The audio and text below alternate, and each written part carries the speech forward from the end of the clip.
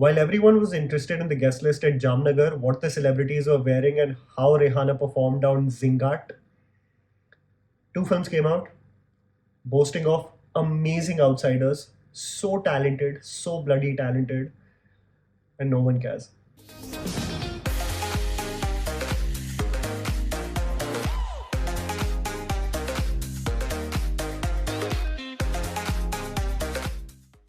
This weekend was an interesting one as everyone is raving about Dune Part 2 but has been mostly silent about two Hindi releases, namely Lapata Ladies directed by Kiran Rao and Dange directed by Bijoy Nambiar. Both films have limited releases, having barely created waves amongst the audience, doing limited to no business at the box office, further cementing in my belief that the privilege of the marketing push is reserved for a select few in the Hindi film industry and that the occurrence of situations like 12th Fail for Vikrant Massey is a dime a dozen. More on how much support is truly required in spreading the word about a film later. First, I caught Lapata Ladies, a beautiful film that focuses on Deepak, played by Sparsh Srivastav, who gets married to Phool, played by Nitanshi Goyal. After the festivities of the wedding are over and Deepak is en route to take Phool to his home village, he is shocked to see that the girl that is accompanying him is not his wife but Pushpa Rani, played by Pratibha Ranta. How the confusion leads to an investigation by the police led by a hilarious Ravi Kishan, while shedding light on several important social topics, forms the basic premise of Lapata Ladies. You are set in a time machine truly with this film. Set in 2001, every element that surrounds the characters is reflective of a time where humans, especially in the interiors of India, were devoid of technology. You have just got the advent of computers, mobile phones, and a missing case being registered would often lead to no conclusive leads. Even the lack of connectivity becomes abundantly clear as the very first sequence showcases the various modes of transport that are needed to simply reach Deepak's village, almost like a triumphant voyage. The normalcy of regressive structures and themes is sprinkled throughout the screenplay,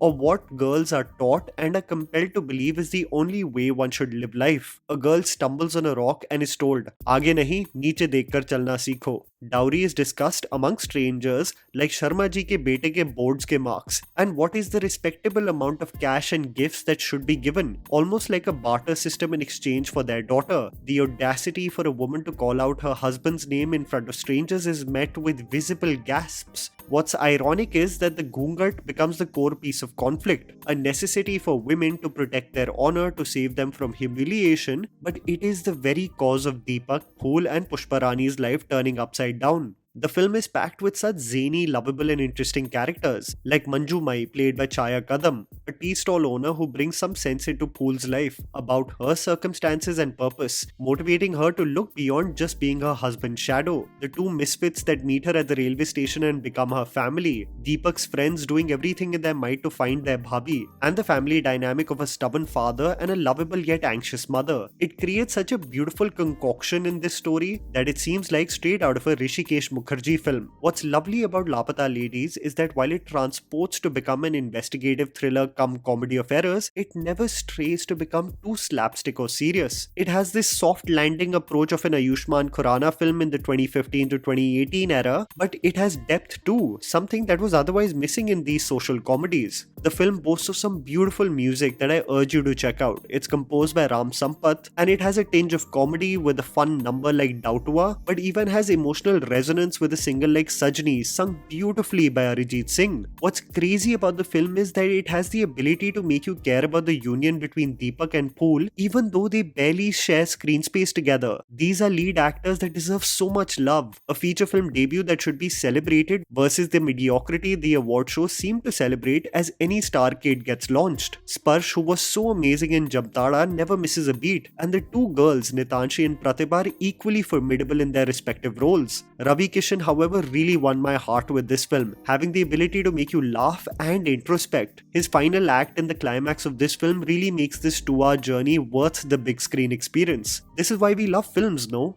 To celebrate an array of subjects with different creative sensibilities versus just the big ticket spectacles. I love that we live in a time where we have the range like a Dune and Lapata Ladies available on the same weekend. This is another home run by Amir Khan Productions. I loved Kiran Rao's Dhobi Ghat, and this further solidifies her prowess as a creator. She should definitely make more films.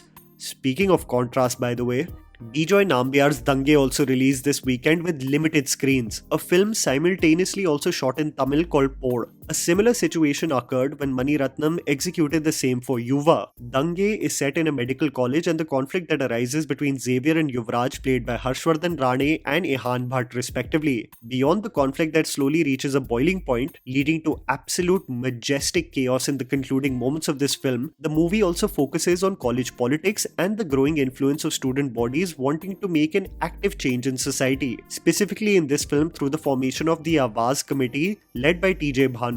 Bijoy Nambiar is probably the most frustrating and polarizing directors I have come across because you see the magical quality of his craft dispersed in each frame. You look at films like Shaitan, Wazir, or even the Dulquer Salman film Solo. You see the brilliance dispersed in the sequences, the color palette, the cinematography. It's almost like a painting. But where Bijoy always seems to falter is in his screenplays, not having a cohesive structure and being emotionally distant. The conclusion of many of his stories leads to you thinking about the potential of his films versus actually having an assessment of how they are. Dange could have been Bollywood's answer to Talumala or Yuva set in 2024, but what sets apart these films was that they were unapologetically dedicated to their core themes. Talumala could not care less about pandering and simply was a ballad of brawls we were glued to the screens for. Yuva, while having 3 romantic subplots, essentially was about college politics and in making active change in a corrupt system led by fossils who never adapt to changing times. The problem with Dange is that it wants to be a little bit of everything. It wants to focus on college politics, it wants to simply be a brawl between the 2 main leads and the conflict that arises between seniors and juniors. It wants to focus on random cases of infidelity between characters we don't even know of, and it also disperses themes of the LGBTQI community, which doesn't really seem organic. In this pursuit of being so many things, you are in awe of sequences, the colors, and how exceptionally the leads have acted, but it breaks your heart because the screenplay, like many of Bijoy's films, don't give it that same support.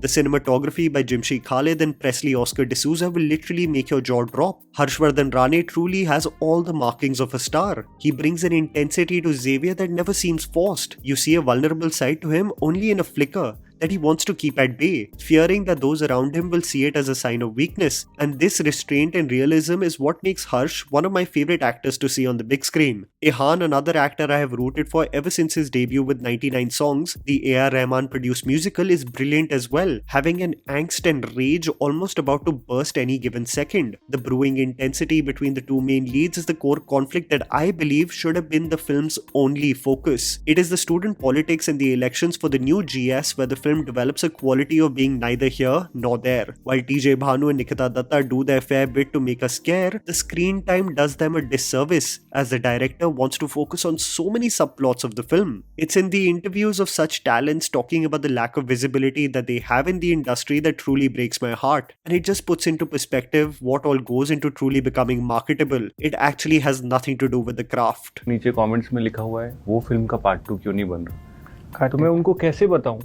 कि आप लोग ticket नहीं खरीद रहे इसलिए नहीं बन रहा है। नहीं, अगर आप टिकट खरीदे होते तो पार्ट 2 क्यों नहीं बनता, पार्ट 3 भी बनता। मेरे पास ऐसी एंटाइटलमेंट नहीं है, ऐसे फैमिली बैकग्राउंड से हम में से कोई नहीं है कि हम लोग घर बैठ के बोल दें अपनी टीम को प्रमोट कर दो।